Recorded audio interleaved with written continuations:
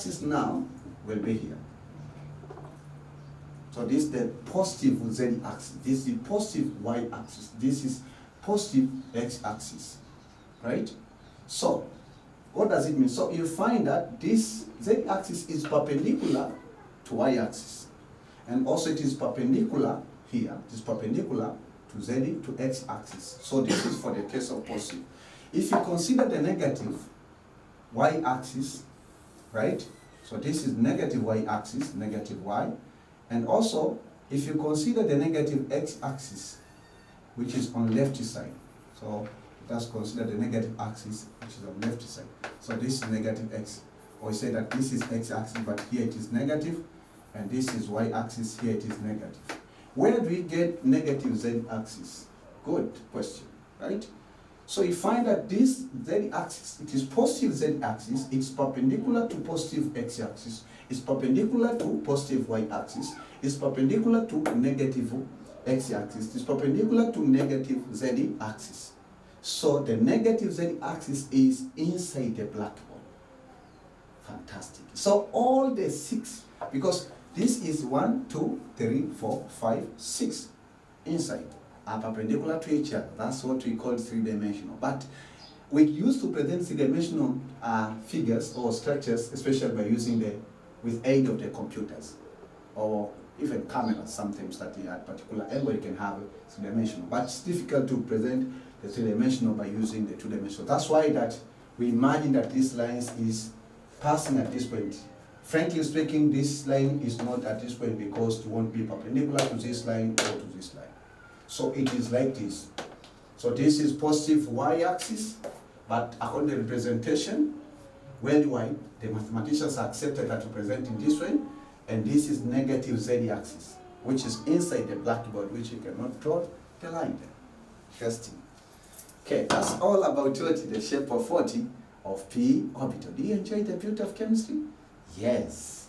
So then now, allow me to teach you the shape of the diffuse orbital, which is the d orbital. Okay, so number 3,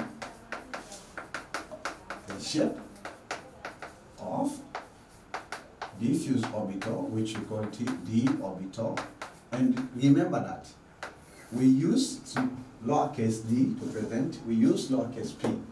We use lowercase. Remember that these are not uppercase. So these are lowercase p, not the capital letters. Okay? So remember that these are small letters, even the S. Don't use the capital letters, please, because that is not a worldwide notation for those orbitals. So the shape of diffuse orbital is we call double dumbbell shape. The shape of diffuse orbital, which is d orbital,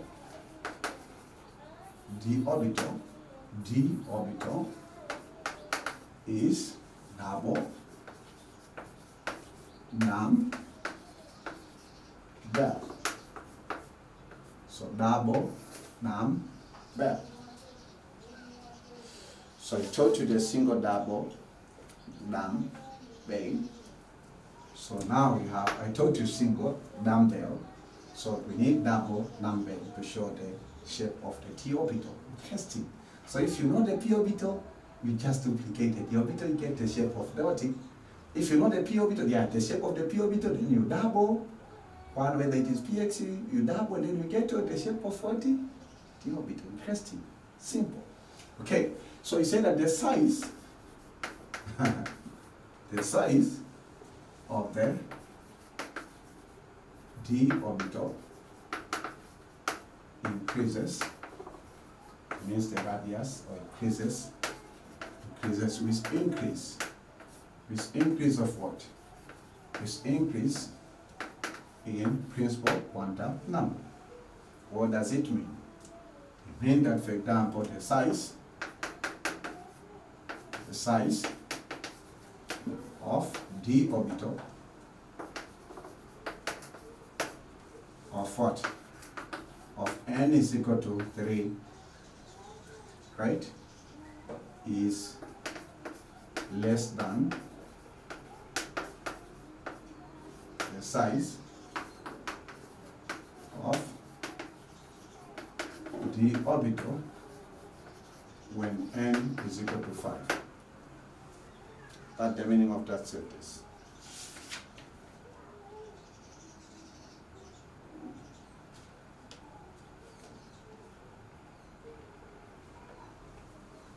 So again we say that the d orbital has 5 different shapes.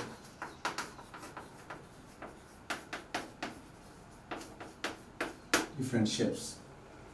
Say that the ear shape is double dam, double dam,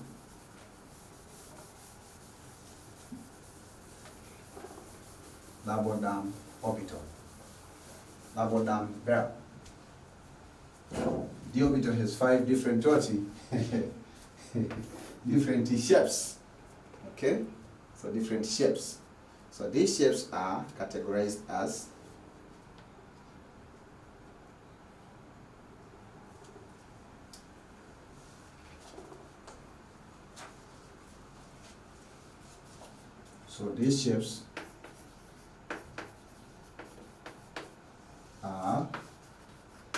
namely as the first shape is DXY or DXY. The NAM shell will be along the x-axis and the y-axis. No, be along the z-axis. Yes, the z-axis. Then we have DXZ. The 2 axes means here we have 2 axes, x and y. And then second shape we call it DXZ. So here we draw the double dumbbell in 2 axes, which is x and z. Then the Z shape we call it, because here we have DXY, DXZ, DYZ, DYZ. So we draw the dumbbell, the double dumbbell in y and x axis. Then the fourth shape is, we call it dx square minus, so minus dy square. This is experimental results. And then the last thing, shape number 5, this is dx square. Interesting. Dx square. So let me draw the shapes. Okay. Number 1, we say that the shape of dxy orbital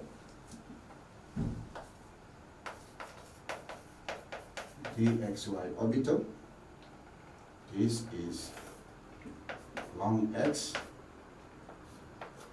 and this is along y.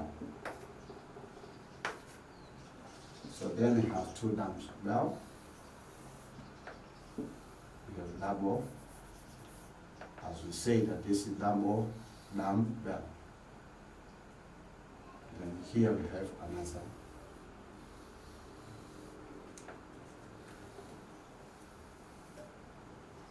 So that's the shape. You have to draw clearly. So that is, we call it the along x, y axis orbital. So a shape of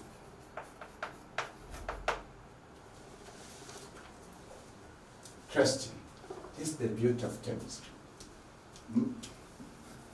Chemistry is not for everybody. with this stuff that you're learning right now, the quantum number,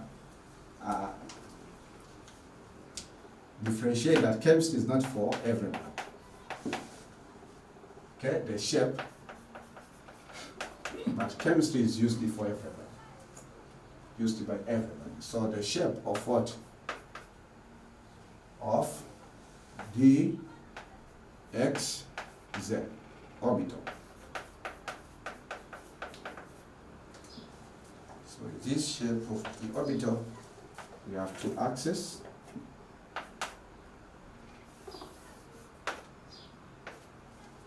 So then the horizontal axis is dead because this is experimental results, and this is x, it's no longer y, we have x, then here we have a single dumbbell, and here we have another dumbbell, like this. So this is shape of what?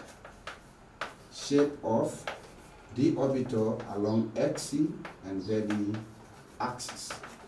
Interesting. How many shapes have remained? 3.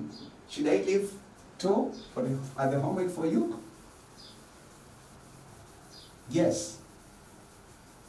Because otherwise you'll be a lazy student if I train you to be a spoon feeding. So leave 2. So this is your homework. Means this is homework for your homework homework 12, and also this is your homework 12, the shape. So you go for number 3, the shape of, if you don't do the homework, you'll find the exam, then you remember my homework, the shape of what? Of D. Okay. Somebody is crying there, saying that, sir, you know that this is a little bit different as a square. Okay, I hear your claim. I hear your cry. So now this will be your homework. Homework 12. So let me do number 5. So let me draw the structure for this. Okay, the shape of 40 of d x square orbital.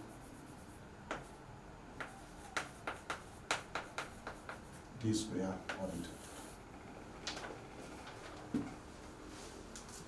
So the shape of the d square orbital, we have two axes, which is the axis, and then the axis, then this is y axis, and here we have along the axis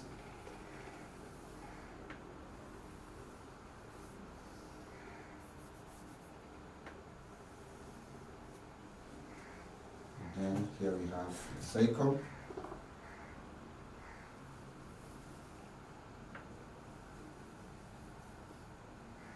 Here is a circle. This is we call it d x squared. Okay. So I believe that you'll do for Roman 3, dyz and dx square minus dy y square. They are simple. They are simple. So I believe that you'll do.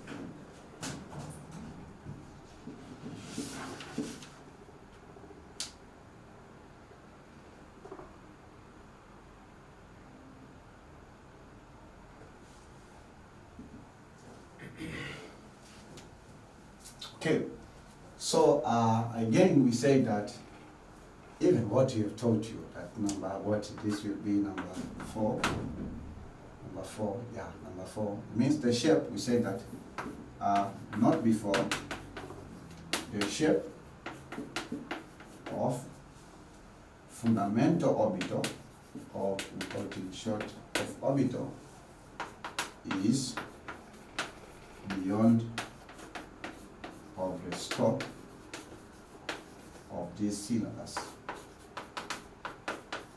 Which syllabus? Syllabus of A level for advanced secondary, advanced chemistry for advanced secondary school, Form 5 to Form 6. So it's beyond. But in case that you want to learn it, you're not limited. You can learn just for the purpose of learning. But according to the syllabus, what I've taught you even is more than what the requirements of the syllabus. You'll be a victory in questions of quantum number. Believe me, you'll tell me. It's a matter of time. You'll give me a good feedback on this stuff because, this is the secret. And these are the answers of the questions used to be asked in mid-term exams, in pre-mock, in mock exams, in national exams. So these are the answers. So after I'm teaching you answers and questions and answers of what ahead of you. So remember that we say, again we say that the principle, this is a second note, the principle quantum number,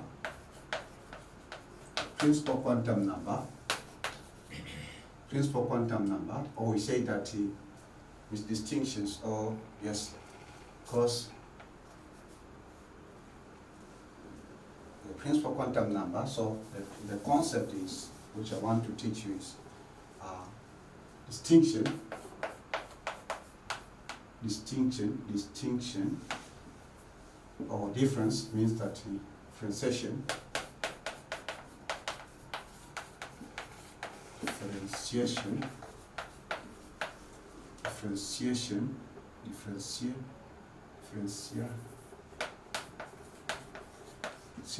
of what? Of orbitals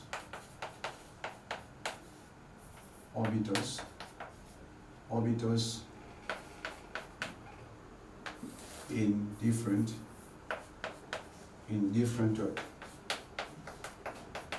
differentiation of the same orbitals. So here we have same orbitals in different principal quantum number.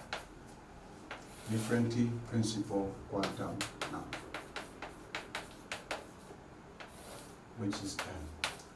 What does this concept mean? Let me state the problem. State the problem first, the problem statement. What problems you have to identify. We say, for example, for n is equal to 1, its subsidiary quantum number is equal to 1 minus 1, which subsidiary quantum number is equal to 0, as I told you, right? So here we have s orbital. Orbital.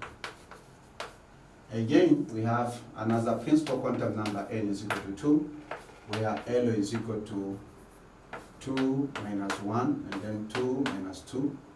Or we start with 2 minus 2, then 2 minus 1. So the value of L subsidiary is equal to 0, 1. So what do you find here? Again, here we have another s-sorting orbital. So the question is, when we'll be writing the electronic configurations, how can you differentiate this s orbital in the second energy level, it's the second principal quantum number, with s orbital of the first quantum number? That's the question. Okay? So, because the aim of doing that is to aid you when I'll be teaching you the advanced electronic configurations by using those orbitals, or by using the orbitals of the atomic orbitals of electrons. So we say that means that to solve the problem, we say that the coefficient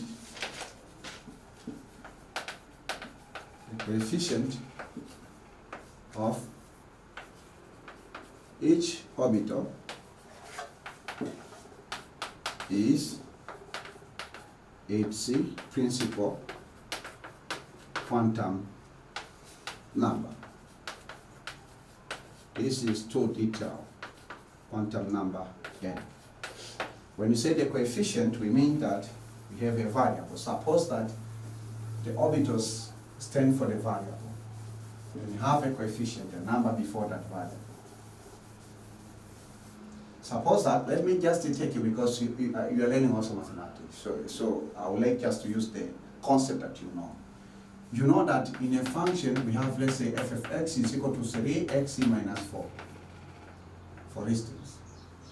Or 3x squared minus 4x maybe plus 3, or plus 5. So 3, negative 4, and 5, these called the coefficients of the function, f of x, right? So coefficient. And then x, we call them, so x squared and x, we call them variables. So suppose that x square and x will be standing or will be representing sort of the orbitals. So what does it mean? So for now, we say that when n is equal to 1, its subsidiary quantum number is equal to L. So the coefficient, suppose that s is a variable standing like x here. Its coefficient here will be the principal quantum number, which is n. So what does it mean? So this one now we call in chemistry 1s orbital. When n is equal to 2, we have against what L is equal to 0 and L is equal to 1. So we have another s orbital.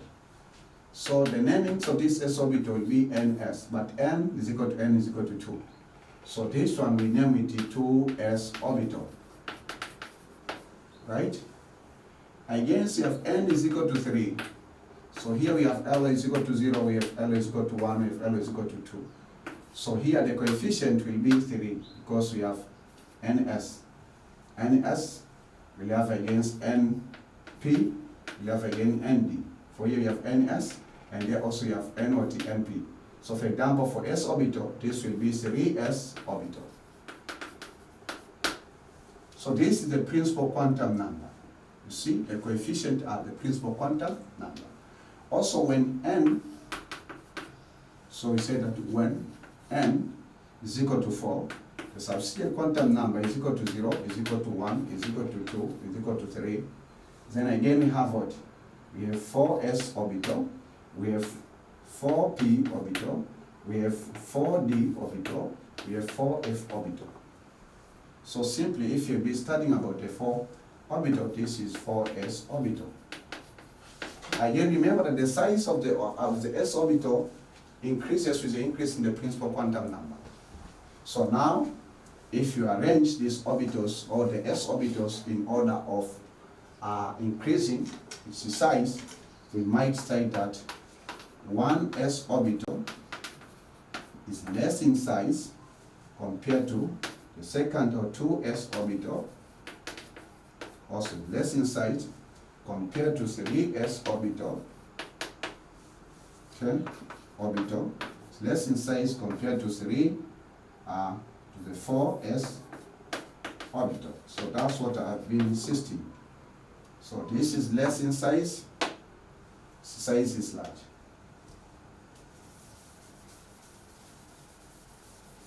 Do you enjoy the beauty of subsidiary quantum number? Yeah.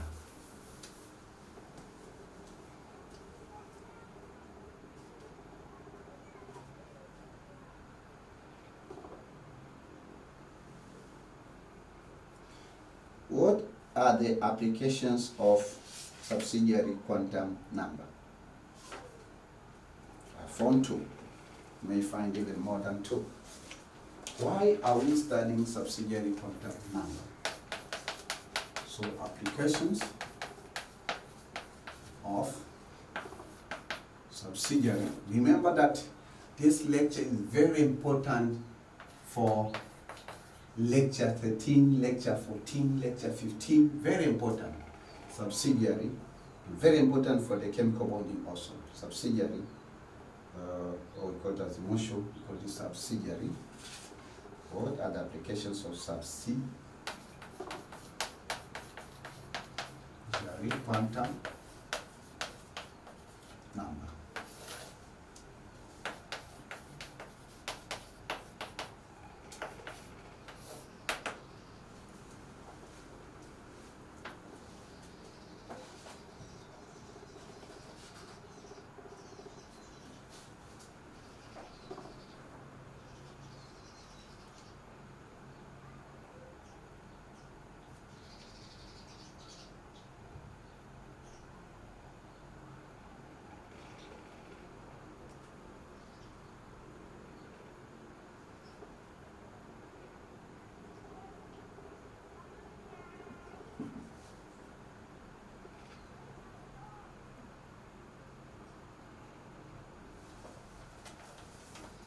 So there are many applications of subsidiary quantum number,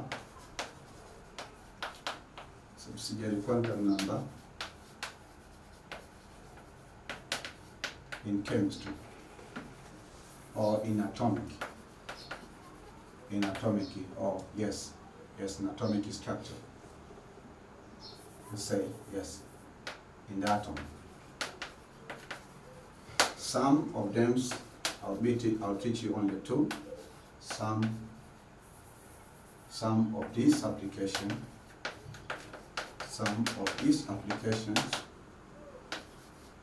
are this. Number one, subsidiary or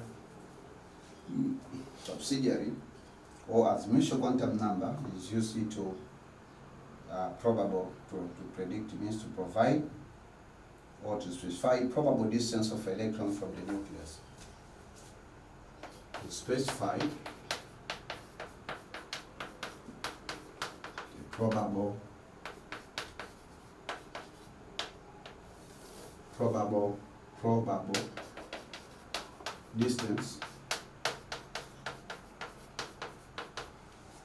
distance of an electron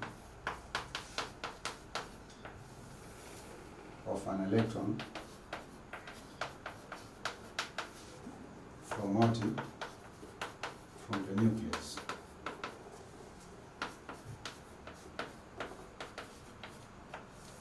From the nucleus of an atom. How is this fact, or how can we use this concept to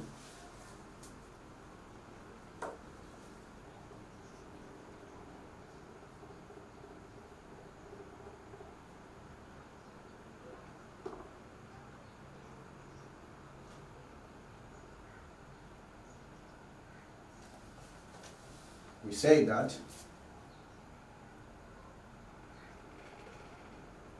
to specify probable distance of the electrons from the nucleus, we say that the subsidiary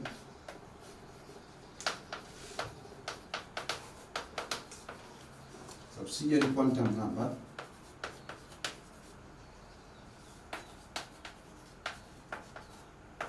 provides the probable distance of electron to the nucleus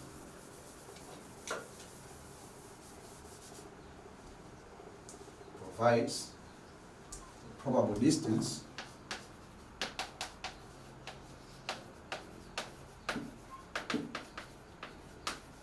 of 40 of electrons from what? From its nucleus by using its orbitals.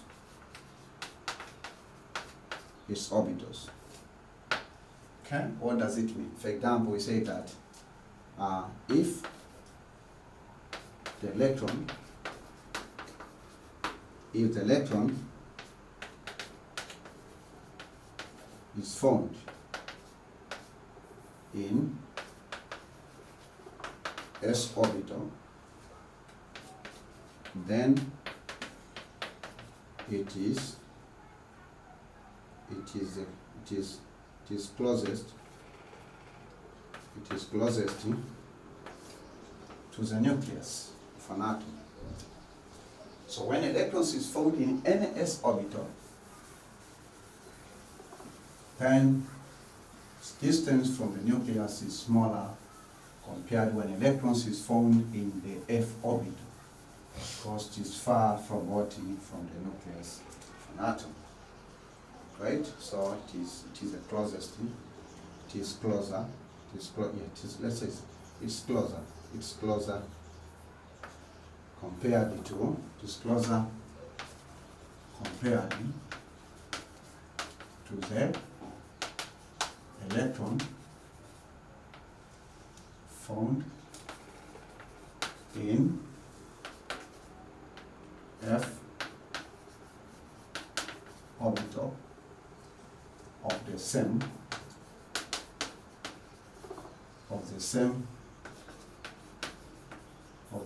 principal quantum number. Principal quantum number. Very important. Principal quantum number. I will take an example to describe this concept. So you say that this subsidiary quantum number provides the probable distance of electrons from its nucleus by using its orbitals. How? If electrons is found in the s orbital and another electrons is found in the f orbital of the same principal quantum number, then the electrons in the s orbital is closer to the nucleus compared to the electrons that in the f orbital. Example, let me explain this concept clearly. Example, suppose you have the principal quantum number n is equal to 4. Right? The subsidiary quantum number for this case, I told you it is, we start from 0, or we say that n minus n dash dash dash to n minus 1. So subsidiary quantum number for this case will be 4 minus 4, then 4 minus 3, 4 minus 3. 2 is just like factorial notation, but this is ending, then 4 minus 1. So subsidiary quantum number is equal to 0, 1, 2, 3. So this is the simplest way. No need for you to create. So here we say that, remember that this is what? We call it 4s orbital. This representing what? 4p orbital. This representing to what? And is equal to representing what? 4, because the principal quantum number is 4.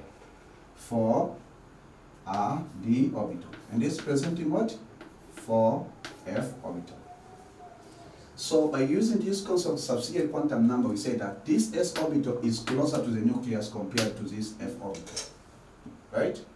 So we say that suppose if you want now to arrange this the nucleus of an atom, for example, this is the nucleus of an atom, then we start with the 4 orbital. 4 means s orbital. Then the next one will be for the p orbital. Next one will be the d orbital. Next one will be the 4 or the f orbital. So suppose that these orbitals are in this shape. So you'll find that the distance from the s orbital to the nucleus, this distance 1, and then suppose that you have a large cycle, or large, for example, large cycle, yes? And then suppose the distance from this nucleus to this one is equal to d2. So what do you find? You find that d1 is less than d2. That's why I told you that the distance of 4s is less than, the distance means that the distance of electrons in 4s is less than the distance of electrons in 4f. Interesting. So you see now the beauty of 40 orbitals. Chemistry is not complicated. Advanced chemistry is beautiful. Regardless whether it is soil chemistry, whether it is organic chemistry, organic chemistry. Stay tuned in this channel. Really enjoy them, believe me. Because I've been pondering the message for more than 6 years. So I understand what you are suffering for. So that's the first application. In case you have any questions, don't hesitate yourself to ask in the comment section.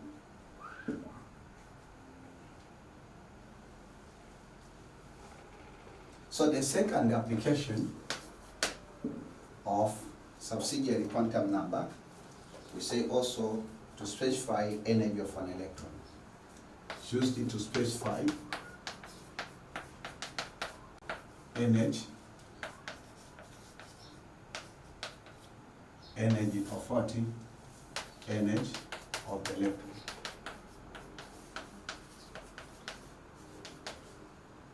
Subsidiary quantum number is used to specify energy of an electron.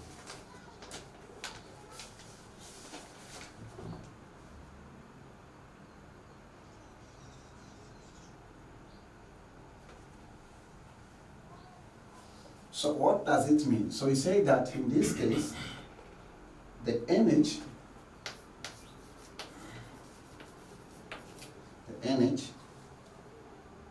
of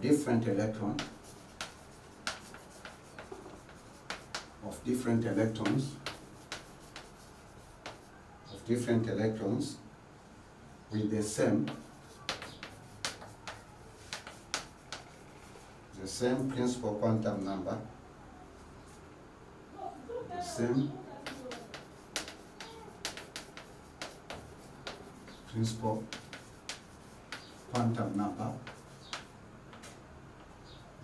principal quantum number, but different subsidiary quantum number,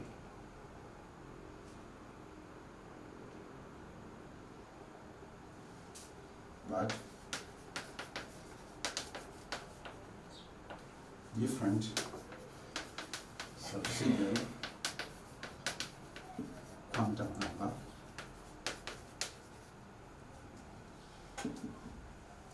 become high,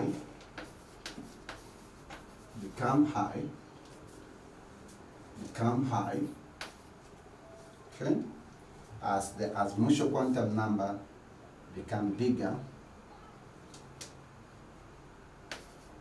become high as subsidiary quantum number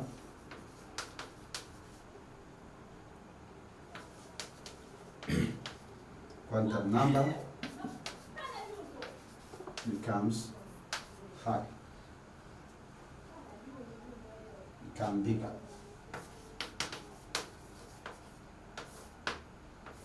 So to specify energy of electrons, we say that we can have the same principal quantum number as we say here, but we have different subsidiary, but different. I think that is the redundance, a different subsidiary quantum number. So this is the redundance. The same principal quantum number, but different subsidiary quantum number become high. So the energy become high. The energy become high as the subsidiary quantum number become bigger. So what do we mean? We mean that in the same principal quantum number we can have maybe the s orbital and then the energy. We say that the s electrons or the electrons, we mean that what we mean? We mean that the energy of electrons at this point is smaller than the energy of electrons at this point. And we discussed also in the principal quantum number. Why? Because as you go away from the nuclear attractive force, then the electrons gain a large amount of energy, because remember that the energy of electrons in these orbitals is negative. So for instance, we say that if you have the s orbital, the s orbital is less energetic compared to p orbital, and also p orbital is less energetic compared to d orbital, and then d orbital is less energetic compared to f orbital. So this s orbital has lowest energy, electrons in s orbital has lowest energy, right? And hence electrons in the p orbital has highest energy. So that's all about these applications of 40 of subsidiary quantum number on specifying the energy of electron in the particular orbit. Interesting, right?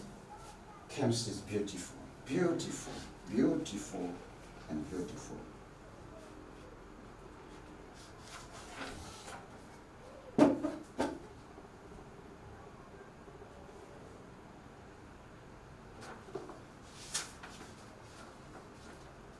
Okay, for the sake of understanding, let me end the lecture there and give you homework 12. And I know that students celebrating because the lecture is ending. However, that ending of lecture 12 doesn't mean that they've covered the remaining material, but you know, students always, they used to be happy to reach the end of the lecture. Or when you tell them this is the end of the certain topic, they clap their hands, thank you, sir. So homework 12, I would like just to leave 2 questions for you. First question, describe briefly the meaning of magnetic quantum number. Now you have a strong foundation, magnetic quantum number. So you have a strong foundation about quantum number, and I believe that you like the concepts of quantum number. So the second question, we say also describe briefly, right, the spine quantum number. So do the private study before I teach you in session or period or lecture 13. Make sure that you do this homework. In case you have any questions, ask in the comment sections. Don't stop asking questions, because I learned a lot of this stuff. Remember that when I was in A-level, I didn't know this stuff in these details like this. So some of my students used to ask me, so how did he pass? Okay, the issue of passing exam and the issue of understanding the stuff is quite different. You can pass exams, you can have the 8, but teaching or understanding or explaining what you have been using to get A is another business. So these are the 2 different businesses, okay? So this is the end of this lecture 12. I thank God who have been with me from the beginnings on designing and collecting and gathering different materials of this lecture, preparations and so forth. So he's been faithful, and he has been faithful also. He has helped me to stand and even to teach you all of this stuff. So I thank you, and I thank you also because I believe that he helped you to understand the concept that I've been teaching from the beginnings of this lecture to the end, or even from the beginnings of general chemistry to the point where we are right now. So all the praises and all the glory should be upon him. I don't deserve any praise. Remember that I don't know everything, because I'm about advanced chemistry, just know later, but I'm ready to share. Please share this material with your friends, because this is for the A-level students, for the advanced students. There's no need for you now to worry about what if I pursue the advanced level. My visions, I want to be a doctor of medicine, I want to be a pharmacist, I want to be an engineer, but I want to pursue the A-level studies. That is the best choice. And with this channel, you'll get assistance, the closest assistance than ever that you've experienced for the rest of your life. So join me in the next lecture. I would like to ask you that to watch this material several times as well as you can. Watch it several times. Repeat it 10 times, 11 times. Then you'll find that these things will be in your mind every time. Okay? Because, for example, you have been surprised at how I was mentioning this stuff in my mind, just like I'm thinking about them, no, but because I had a serious meditations on all of this material for a long time, so it becomes like a part of my life. So I don't need, for example, I won't be afraid when I hear something called quantum number. So make sure that you watch, make sure that you do the homework, make sure that you go through every point. Stop the video, pause the video, repeat it several times, get the concept, write the notes in, be serious, use the materials that I'm providing to you, use the reference books, add up more materials on this stuff. I believe that you will enjoy your A-level life, and I believe that also you will like chemistry, because that's the main objective of this channel. So thank you very much. May God bless you. See you in the next lecture. This is Olenjolai. See you again.